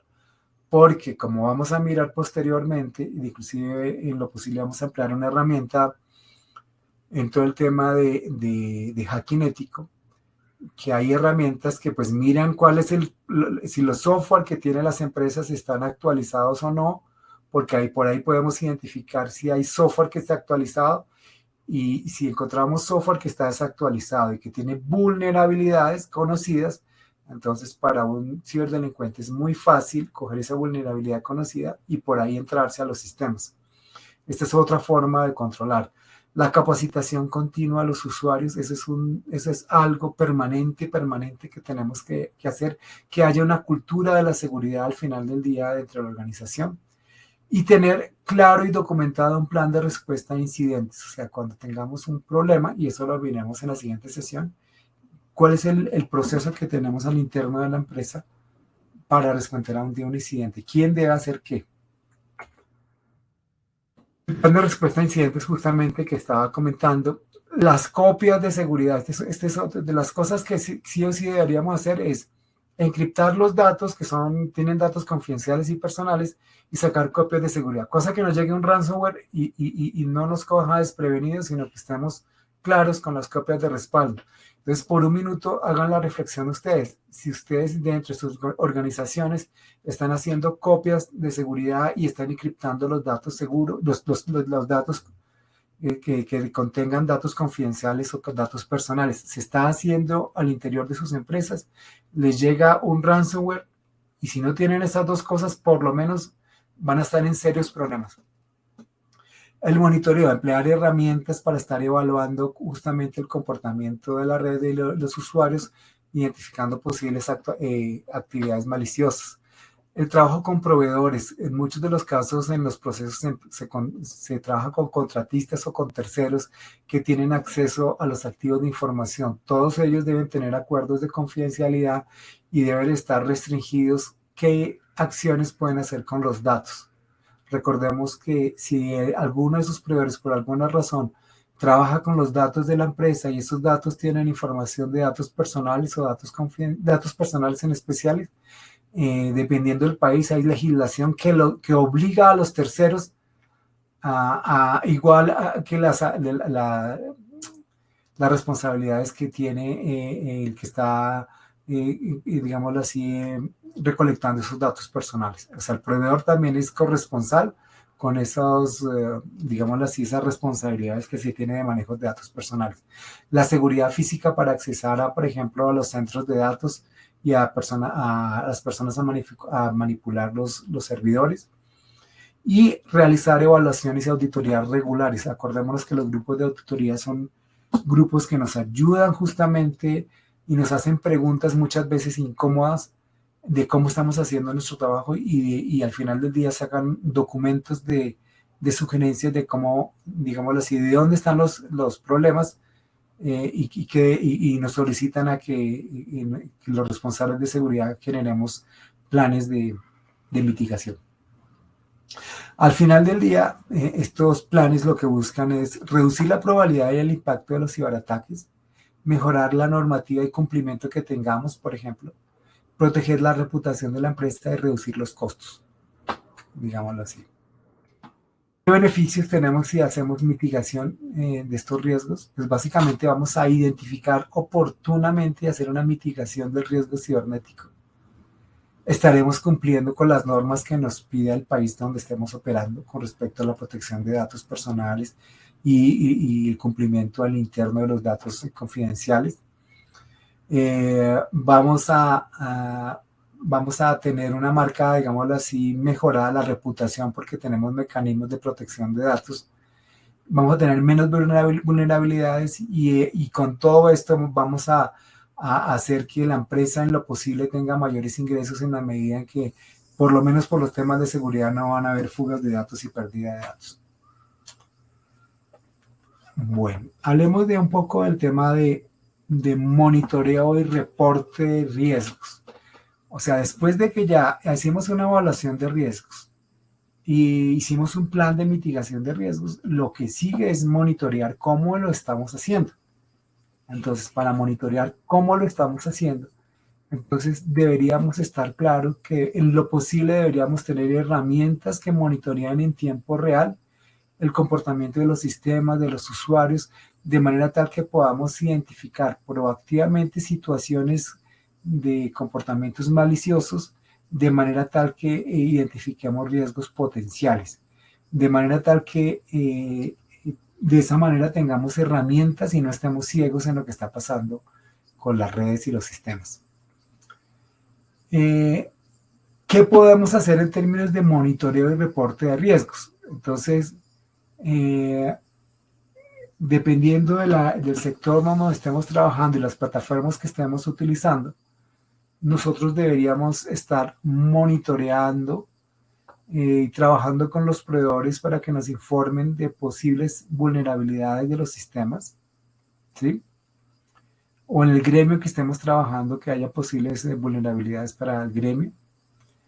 Deberíamos tener elementos que nos manejen los eventos de seguridad y tener la capacidad de poder identificar riesgos potenciales con los eventos. Por ejemplo, si alguien está modificando archivos en la madrugada de un domingo y lo está haciendo una persona de un área que no tiene nada que ver con contabilidad, por ejemplo.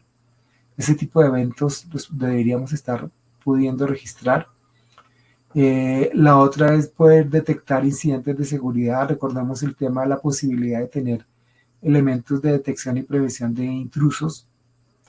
La capacidad de, digámoslo así, tener claro, digámoslo así, cuál es el impacto que surgió del análisis de riesgo, de manera tal que estemos claros en todo momento de los riesgos potenciales que tenemos y su impacto.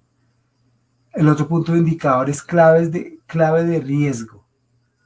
Y acá básicamente lo que tenemos que hacer es definir y rastrear las métricas medibles para evaluar y monitorear el nivel de riesgo de la organización. Acordemos que esto está asociado con el riesgo potencial en que nos metamos en líos. Ahorita vamos a hablar un poquitico más de eso. Nosotros deberíamos estar generando informes periódicamente con respecto al estado de la salud de seguridad de la empresa. Deberíamos tener la capacidad de respuesta ante incidentes de manera tal que las partes interesadas previamente, con un plan que vamos a mirar la próxima semana, de qué hacer en un caso de un incidente, informes de cumplimiento para que estemos claros qué estamos y qué no estamos cumpliendo, y para que los que son dueños de los activos de información estén claros de que si estamos o no estamos cumpliendo, digámoslo así, con los temas legales que tenemos que hacer, que eso al final del día puede verse en un tema de multas por el no cumplimiento. La posibilidad de que, digámoslo así, que todas las partes interesadas estemos, digámoslo así, en plena comunicación con respecto a los riesgos de la empresa y tener un proceso de mejora continua. ¿Cómo podemos, esos reportes que le hacemos a la junta directiva, qué podríamos hacer? Podemos utilizar, por ejemplo, los KPIs. Les podemos decir, mira, tenemos tantos intentos de intrusión al sistema. Entonces, número de veces que los actores maliciosos intentaron obtener acceso no autorizado a los sistemas, redes y software. El tiempo medio de detección de esta situación, tiempo necesario para detectar amenazas de seguridad. Entonces, el tiempo necesario para que la empresa pueda detectar una amenaza es de tanto tiempo, cosa que todos estemos claros de en qué tiempo podríamos detectar. Tiempo medio de respuesta, tiempo que tomó controlar y remediar una amenaza, ¿sí? Ese es otro, digámoslo así, indicador de desempeño. El tiempo medio de contención tiene que ver con tiempo que tomó volver a asegurar la ubicación del ataque, o sea, que volver a recuperar el sistema ante un ataque. Gestión de parcheo, la frecuencia en la que estamos haciendo la instalación de parches de seguridad. Si decimos que es cada mes, cada 6 meses, cada año, o sea, ¿con qué tiempo? O cada vez que el fabricante está sacando un aviso de una vulnerabilidad. Comparación con otros del mismo medio. Entonces, la postura cibernética de la organización la comparamos con la postura de los pares de la industria. Ese puede ser otro KPI. Gestión de riesgos de proveedores. Entonces, en ese caso, lo que estamos es mirar cuáles son las acciones que estamos haciendo con terceros para evitar la violación de los datos. Acá utilizamos KPIs y ahora miremos los KRIs, que son los indicadores clave de riesgo. Y básicamente estos indicadores clave de riesgo lo que nos van a dar es una información, digámoslo así, desde la métrica, digámoslo así, del impacto que se podría tener al interno de la empresa porque se dé un incidente. ¿Sí? Entonces, por ejemplo, tengamos acá algunas métricas. El número de incidentes de seguridad, el número de vulnerabilidades del sistema, la cantidad de correos electrónicos de phishing que se envían a los empleados, el número de intentos de acceso no autorizados a los sistemas, la cantidad de datos que se pierden o son robados. Esos son los indicadores clave de riesgo que pueden impactar la operación de la empresa gravemente. ¿Cómo los diferenciamos con los KPIs? Porque básicamente el KPI nos dice, muestra lo bien que lo estamos haciendo. Cambio los KRIs, que son los indicadores clave de riesgo, básicamente nos hablan del impacto futuro que puede tener la empresa. Bueno, listo. Entonces, con esto estamos viendo las dos sesiones, que son la sesión de criptografía y la sesión de gestión de riesgos. Entonces, en este minuto vamos a parar por un momento y vamos a abrirla para las, ¿cómo se llama? Para las preguntas. No sé si estos dos temas que vimos hoy, que es el tema de criptografía, los temas quedaron, digámoslo así, medianamente claros, que es el tema de todo lo que tiene que ver con firmas digitales, certificados digitales, todo el proceso por qué son importantes en la operación del día a día. Dice Jenny Muñoz, con Autopsy se puede confirmar el usuario que realizó la modificación del documento. Sí, esta herramienta uno puede identificar y saber quién hizo la modificación de cada documento. Es más, si alguien borra los datos, pues esa información también queda grabada y queda en el disco oculta.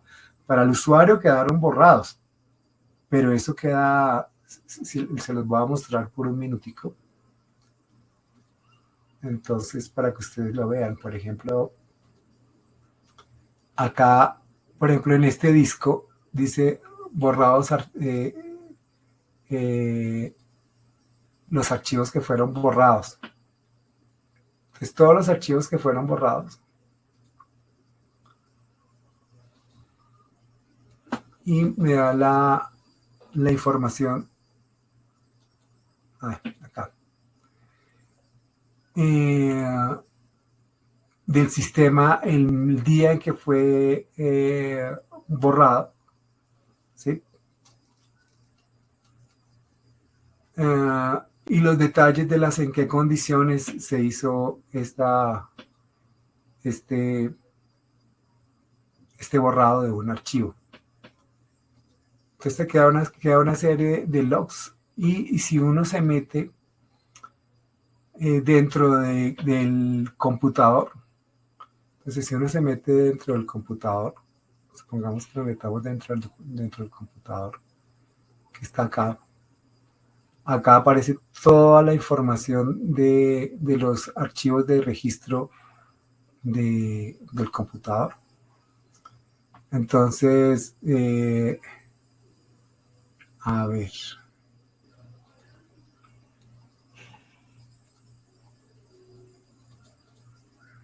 Acá están los archivos borrados, que es otra forma de verlo.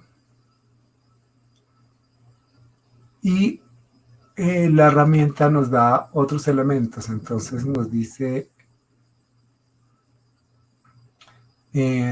nos da información de archivos encriptados sospechosamente, por ejemplo. Entonces alguien puede encriptar un archivo y le cambia el nombre. Eso lo podemos ver acá. ¿Sí? En cada caso, o sea, la labor que se hace en informática forense es analizar ese tipo de situaciones.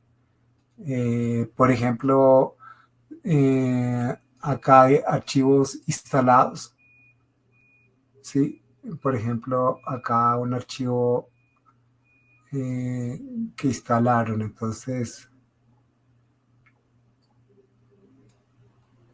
a ver, acá Microsoft Office instalaron, el link, el PowerPoint, el Office, el Google, una herramienta de Apple, un aplicativo Azure, una herramienta de Google Drive. Entonces, por ejemplo, alguien acá en esta máquina instaló un Google Drive. Este es el ejemplo que yo les decía, que alguien puede bajar un archivo de un programa de sincronización de archivos y comienza a sincronizar la información que tiene en su computadora o con la información del disco, y todo eso queda grabado de la información de quién hizo cada una de estas acciones. Entonces, aquí podemos ver los registros de cada una de estas acciones. Los dominios, las cuentas de los usuarios y los usuarios que hicieron los cambios. Por ejemplo, este computador tenía varios usuarios, el administrador, un informante. Bueno, el punto es que todo queda registrado. Y si ustedes se dan cuenta, en todos está el MD5 y por ejemplo, el SHA-256 acá. Todo queda registrado y queda grabado. Cuando alguien escribe, borra, modifica algo. ¿Sí?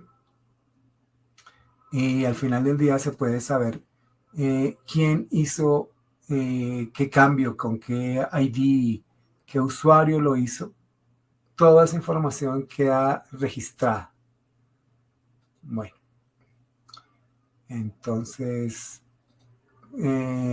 esa era la pregunta de esta pregunta quién la hizo, Jenny. Listo.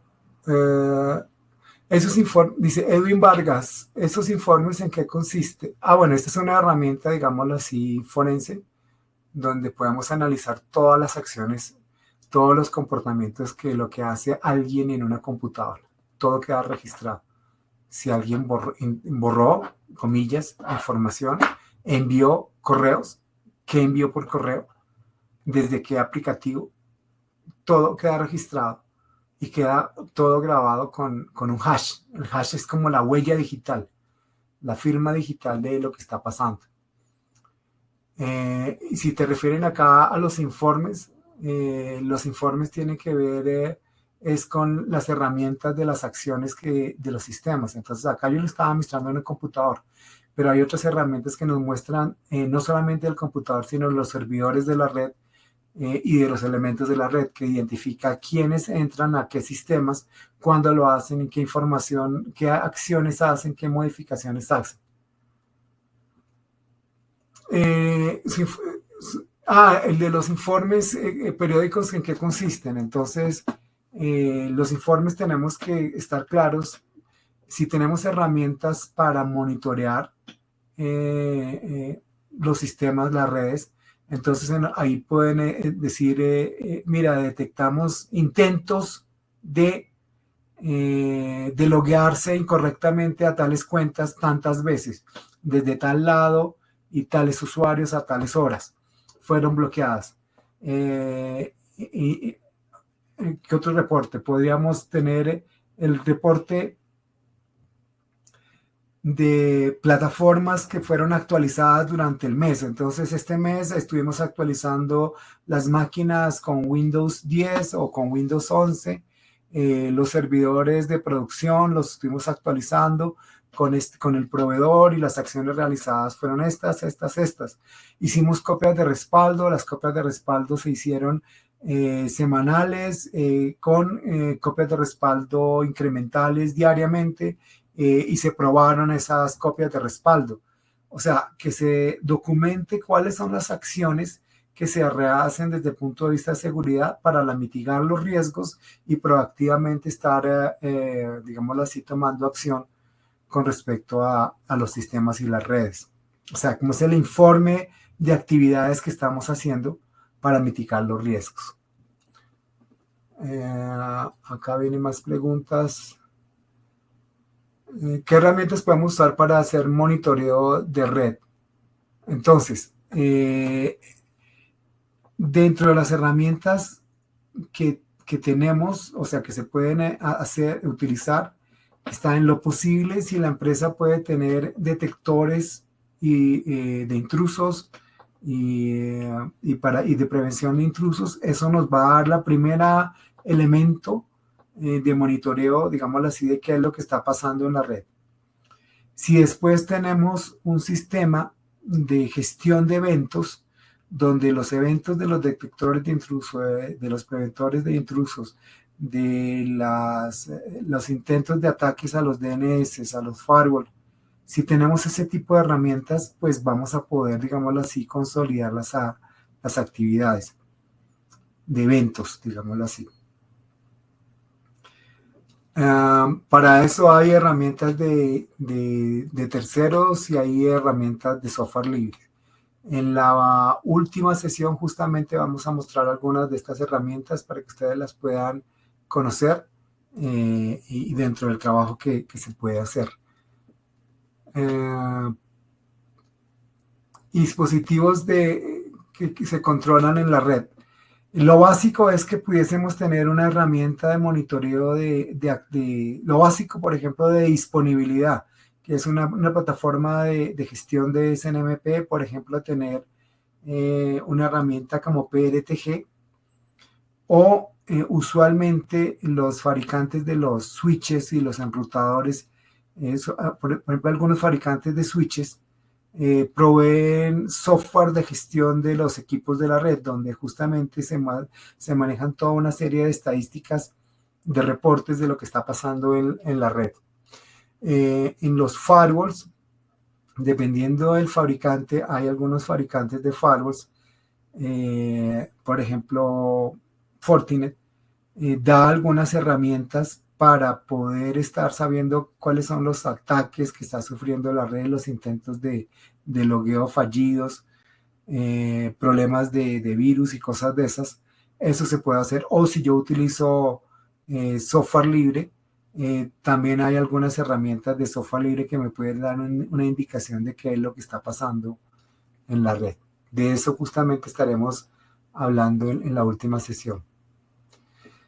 ¿Cuál norma permite los lineamientos para el análisis de riesgos de activos? Entonces, la norma básica para la mayoría de los países en América Latina es la ISO 27001. Y la ISO 27001 da una serie de recomendaciones para la implementación de controles con respecto a los activos. Entonces, la norma ISO 27001 es la que deberíamos seguir, y la mayoría de los países en América Latina lo hacen, o lo mismo la NIS, que es la norteamericana, para poder, digámoslo así, de manera estructurada hacer una gestión de los activos. De hecho, muchas de las empresas tienen que certificarse. Dependiendo de su área de operación, tienen que tener la certificación ISO 27001. Es más, para algunas licitaciones las empresas dicen los proveedores deben estar certificados ISO 27001. ¿Esto qué significa? Que las empresas tienen los procesos, los procedimientos, el personal de acuerdo a la norma ISO 27001 y con los controles para mitigar riesgos de seguridad de la información. A ver.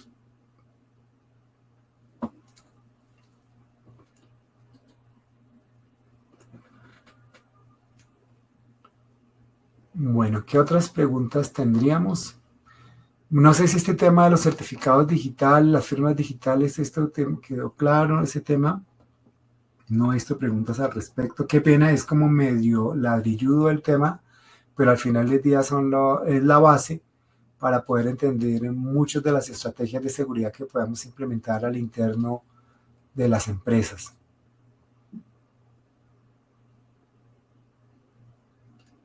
Bueno, no sé qué otra pregunta tengamos en este minuto.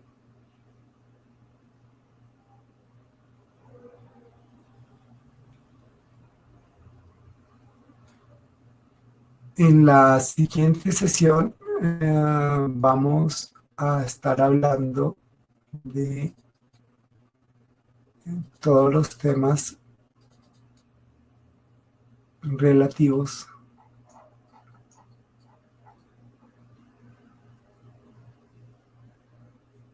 a la respuesta a incidentes y recuperación ante desastres.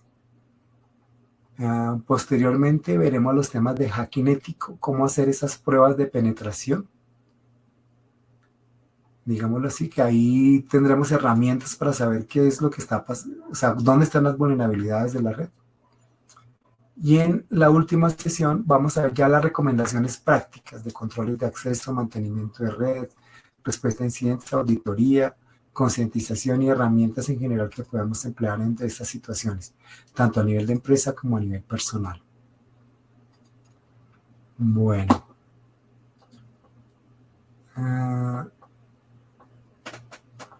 Algunas referencias de Qualys, sí. Ahí, bueno, digámoslo así, hay varios terceros que podemos emplear en diferentes escenarios, porque pues también no hemos hablado también de herramientas que se pueden dar tanto de software libres como de terceros para, por ejemplo, evaluar los software que tenemos al interno de la empresa y también nos pueda dar una evaluación de cómo lo estamos haciendo. Hay otras herramientas, inclusive de terceros también, que pueden hacer una evaluación y hacer una búsqueda por la red si estamos compartiendo información de datos personales o datos de confidenciales sin ningún tipo de seguridad. Eso también lo tenemos. Voy a incluirlo dentro de la última sesión para que tengamos claro algunas de estas herramientas que nos pueden ayudar al día a día. Bueno. No sé qué otras preguntas tengamos en este minuto. Pero entonces dentro de la última sesión, que es donde vamos ya a ver las recomendaciones para las empresas y personas, vamos a hablar un poco de las herramientas típicas que se tienen de software libre, así como les mostré hoy rápidamente el tema de ¿cómo se llama? De la herramienta de Autopsy, que es una herramienta realmente poderosa, donde podemos tener información clara de todo lo que está pasando en las máquinas, no solamente en las máquinas, sino también en celulares. Entonces, porque todo lo que ustedes hagan en sus computadores o en sus celulares queda registrado, queda una evidencia, queda una huella. y buena parte de la información que está allí se puede recuperar. Y la mala noticia es que, bueno, la buena y mala noticia, las instituciones que se encargan de hacer esto, la fiscalía y cosas de esas entidades de gobierno, tienen herramientas avanzadas que inclusive pueden desencriptar muchos documentos por fuerza bruta, digámoslo así. Uh, para, para ello, entonces, justamente hay que ponerle mucha atención al uso de todos esos protocolos de encripción que sean vigentes y que sean robustos, que se manejemos longitudes y complejidad de los passwords, que sean sólidos, de manera tal que los ciberdelincuentes pues la tengan bastante difícil para poderse robar los datos y poder desencriptar nuestra información. Entonces, dentro de las mejores prácticas que pues, vamos a ver, está justamente el manejo de llaves de claves de acceso con una serie de consideraciones de longitud mínima y de complejidad y de doble factor de autenticación que al final del día hace que tengamos, digamos así, una postura de seguridad mucho más grande y más robusta. Bueno, no sé qué otra pregunta tengamos. Si tienen alguna pregunta adicional que quieran poner allí de algún tema que hayamos visto que eventualmente quiera que lo revisemos, yo tomo nota para que lo consideremos dentro de la última sesión, que es donde vamos a hacer como ya las consideraciones prácticas, porque hemos visto bastante teoría, pero vamos a mirar muchos de los temas y herramientas de acciones prácticas que podemos hacer para fortalecer la seguridad de nuestras empresas. Bueno, no tengo más comentarios. Si ustedes tienen alguna pregunta adicional.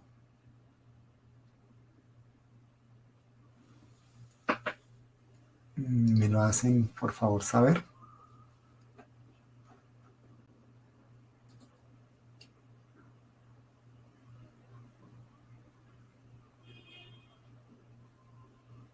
Dice Luis Alberto Godoy, ¿podría repetir el nombre de la aplicación? ¿De cuál aplicación estábamos hablando en este minuto? Bueno, voy a pasar la lista de las aplicaciones que estamos, o sea, más bien que podríamos estar utilizando a nivel de software libre, por ejemplo, o de terceros, que nos puedan servir para trabajar en el día a día con los temas de seguridad. Veo que hay varias preguntas al respecto, entonces me voy a asegurar que tengamos eso en la última sesión y en lo posible para que podamos utilizarlas. Por ejemplo, en dos sesiones vamos a ver todo el tema de hacking ético y hay algunas herramientas de software libre como Kali Linux que se utiliza para hacer esas pruebas de vulnerabilidad y penetración que nos pueden servir para saber exactamente cómo estamos, cómo está digámoslo así, el nivel de protección y seguridad que tenemos en nuestras empresas. Que de la aplicación para hacer un análisis de las actividades de los equipos y usuarios. Sí, vimos en una sesión previa, déjenme yo acá,